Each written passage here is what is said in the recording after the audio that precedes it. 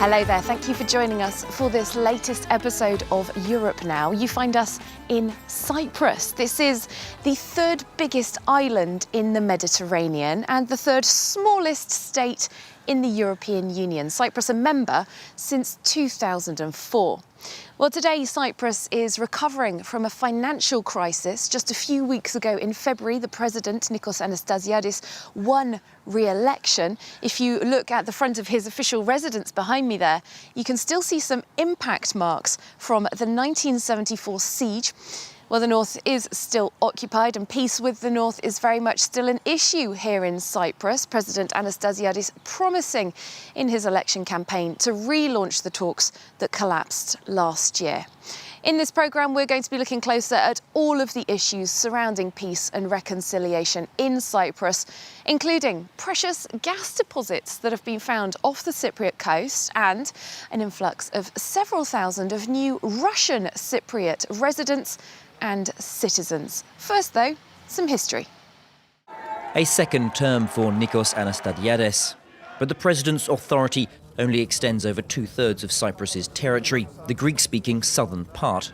The north is occupied by Turkey, the only country to recognise the region as a state. UN-sponsored reunification talks last year ended in deadlock, the presence of Turkish troops a key issue. Our priority is to deal with the occupation. On our side, we want a solution that doesn't ignore the Greek Cypriot security concerns, but that also deals with the Turkish Cypriot concerns. The UN first imposed a buffer zone cutting the island in half in 1964 to calm intercommunal tensions. 10 years later, after a Greek military coup, Turkey invaded to protect the Turkish minority. Today, 40,000 Turkish troops are still there, while in the south there are 2 British bases as well as UN peacekeepers. Since 2003, 5 crossing points have opened, the most visible sign of reconciliation on the island.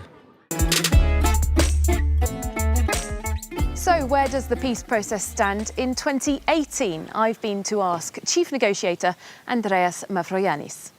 We didn't manage to overcome the difficulties concerning security guarantees and presence of troops and issues that refer to questions of property and questions of territorial adjustment.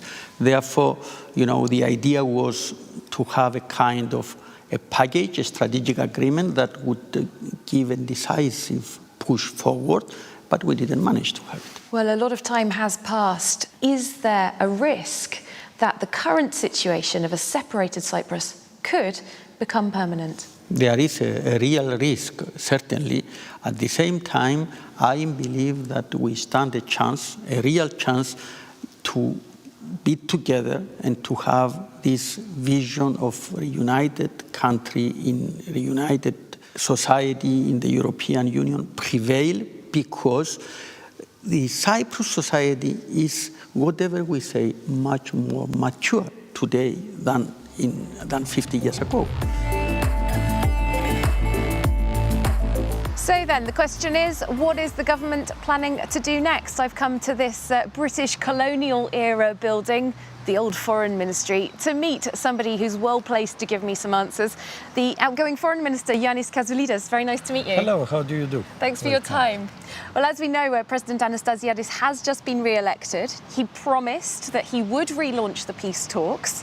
When might that happen? I would say as soon as possible. I mean, in the weeks ahead, hopefully, if the other side is also willing. Now, the last time there were peace talks, the United Nations described them as being the best and last chance for peace. If your best and last chance is gone, won't you have to come up with something new this time? No, listen, our plan A remains. We want, through these talks, to reach to a settlement. Qualifying this time or the next time as the last, I don't think it helps any purpose. Well, I know that President Anastasiades said that one of the biggest obstacles, or the biggest, was Turkey. President Erdogan of Turkey does have a very different relationship with the outside world, with the EU, from when he came to power and was more openly pursuing EU membership, for example. He had looked very keen to resolve the Cyprus issue. Now that that relationship has changed, isn't that perhaps rather unhelpful?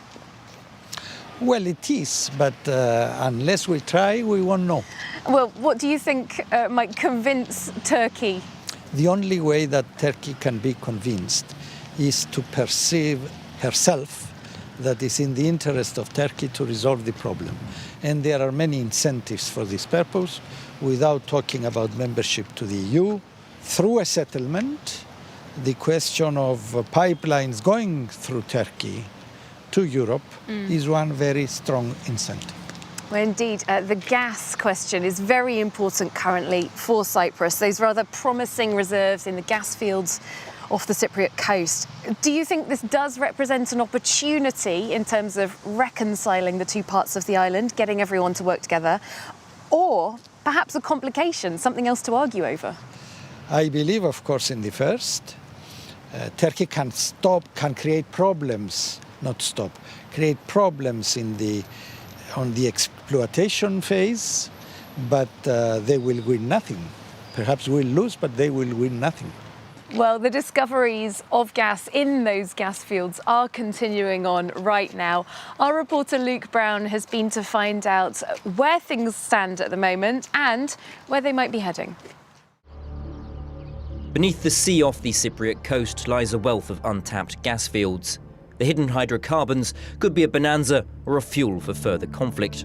If the gas ever comes online, it could make Cyprus a key energy hub in the eastern Mediterranean. Over the past decade, Cyprus has granted multiple licenses for offshore gas exploration. In February, European oil giants Total and Eni announced a promising find in Block 6, potentially the biggest so far.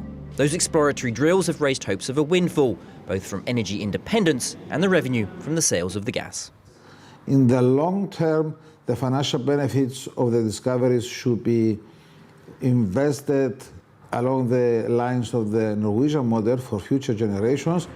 But Cyprus's hopes of becoming a regional player in the energy sector face major obstacles. Its domestic market is too small to make it profitable, and current prices are too low to be viable. People are saying you need a European price of $10 per MMBTU for it to be viable to export. The prices are inching up. They are about 7 at the moment.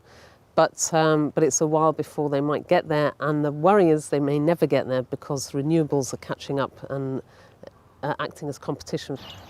With the island cut in two by a UN buffer zone, Cyprus faces its own unique problems. Turkey and northern Cyprus both have their rival claims to Cyprus's exclusive economic zone.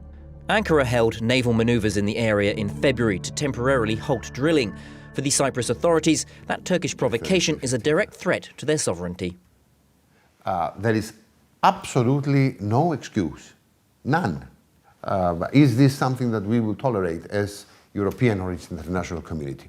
I think there needs to be some answers there.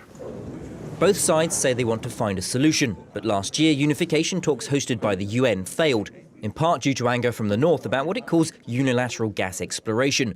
For Uzdil Nami, the north's lead negotiator and now in charge of its energy affairs, the gas needs to be shared. Turkish Cypriots are co-owners of those natural resources, and we have no intention of giving up the rights of those to the Greek Cypriot community.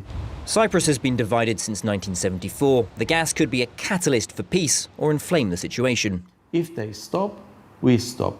If they drill, we drill.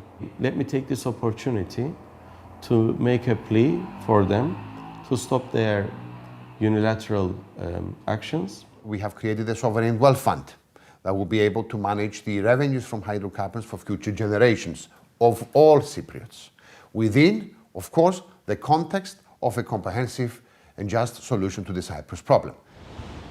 The gas off the Cypriot shore is raising the stakes in the region, but any exploitation of the gas fields is unlikely to be operational until the middle of the next decade. Well, to just pick up on that topic of gas, if Cyprus is successful in exploiting those gas fields, that could make it a competitor with others in the region, including, in this region, Russia. To come back on that point, Moscow has long been seen as an ally to Cyprus. Some commentators see that relationship changing, however, wondering if Russia could be trying to bloc reunification. The Russian ambassador attended what's known as a rejectionist seminar last year. Do you believe that Russia is trying to intervene? No, I don't think so, and I have never seen any evidence of Russia trying to prevent the talks from concluding to a solution. It wouldn't necessarily be in Russia's interest, though, would it? Russia has never asked to participate in the tenders for acquiring a block in the exclusive economic zone of Cyprus. And in terms of an issue that directly impacts Cyprus itself, the status that Britain's military bases would have after it's left the European Union, there is free access now across into those bases. Could there be a hard border after Brexit? No, definitely not. The Cypriots who are working in the bases or living in the bases will have the same status as the citizens outside the bases, and that's what we are negotiating at the moment. But the European Union is perhaps not very popular here in Cyprus since the 2013 banking crisis particularly. Can you blame them? Well, in the latest survey, I saw that only 36% of Cypriots said they had trust in the EU. That makes you the sixth lowest. It has come up, but do you think the EU needs to work on its image in Cyprus? Yes, I think so, but I think that the more the economy recovers, as it is the case, the more this will be considered as events of the past. They are not Eurosceptics, the Cypriots. They have never been. They are in favor of European integration. All right, well, thank you so much for talking to us for Europe Now, Mr. Ioannis Kasoulides. Thank you. Outgoing Foreign Minister of Cyprus. We were just talking before about Cyprus's relations with Russia. Now, Cypriots and Russians have long said that they feel strong cultural and religious ties. A growing number of Russians are coming to Cyprus to live, to do business here, and many of them are getting residency and citizenship rights. A new political party has just been founded by Russian Cypriots. They're planning to put forward candidates in the next European elections. Luke Brown has been to find out more about who they are and what they plan to do. Moscow Ararat and FC Tyumen take to the pitch for a friendly football tournament in Paphos. The 16 teams are all from Russia's second and third divisions, part of a training camp during the long Russian winter break. They've been coming here since 2012 for a couple of simple reasons. Mostly it's the weather, and then there's the hospitality in Cyprus, meaning the people here feel free, and the teams feel there isn't such a need for security like in other countries. Cyprus is already home to an estimated 60,000 Russians, with 1 million tourists visiting each year. Wealthy Russians have been able to benefit from Cyprus's Golden Passport scheme, which offers citizenship in return for a €2 million investment, a total windfall of around €4 billion for the Cypriot economy. Cyrillic shop signs are so commonplace in the island's second city that it's been nicknamed Limassol Grad. It's here in Limassol that Andrei started a Russian-language newspaper in 2004. With so many newcomers, practical local advice is a mainstay in the paper. We do a lot of useful stuff, like, for example, how to get a residency permit. Or what are the steps so that after a certain amount of years, one could become a citizen of Cyprus? Or how to get child benefits. In short, useful things.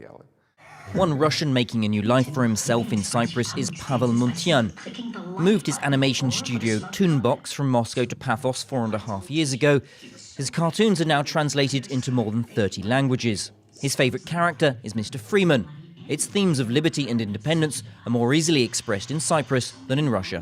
Here we can do what we really think and what we want to say. And in Moscow, I'm sure that for today, I will be very limited with this show. It could be a problem. It's KGB country. I'm not joking. And Freeman is talking about freedom. And freedom is the thing that no one wants right now. I mean, who are sitting in Kremlin. Russia's cultural ties to Cyprus run deep, embodied by the Orthodox faith. This Russian-style church 20 kilometers from the capital Nicosia was donated by a Russian businessman and opened last year. But for some, that growing influence across society and the economy isn't entirely benign. It's not only the government that is reluctant to take any firm position towards Russia or statements by Russian officials, but all parties. This points to the extensive relations of Russian businesses and the extensive influence of Russian capital in businesses and people in Cyprus. Some in the Russian community want to make their political voice heard. Ivan Mishnevich is the vice president of I the Citizen, a party launched last year by Russian speakers but aimed at all voters. He says its goals are to reform Cyprus and not bring it in line with Moscow. We want it to be as much better part of European Union. There is no question of being Cyprus tightly connected to Russian Federation. Of course, there is a such kind of Russophobia of people thinking that Putin is like a god, but he is not a god. He cannot do so much like people think. He is a president of Russian Federation, that's all. And here is not a Russian Federation, here is the European Union. Back in Limassol, this radio station broadcasts a mix of music and news for an audience of Russian speakers. As their numbers continue to rise, the influence of the community on the political and economic future of Cyprus is likely to do the same.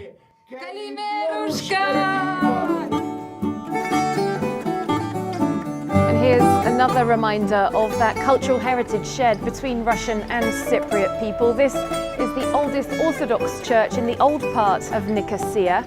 And this is where we're going to be saying goodbye for part one of the programme. We're heading now into the zone occupied by Turkish troops since 1974. We'll see you there in part two.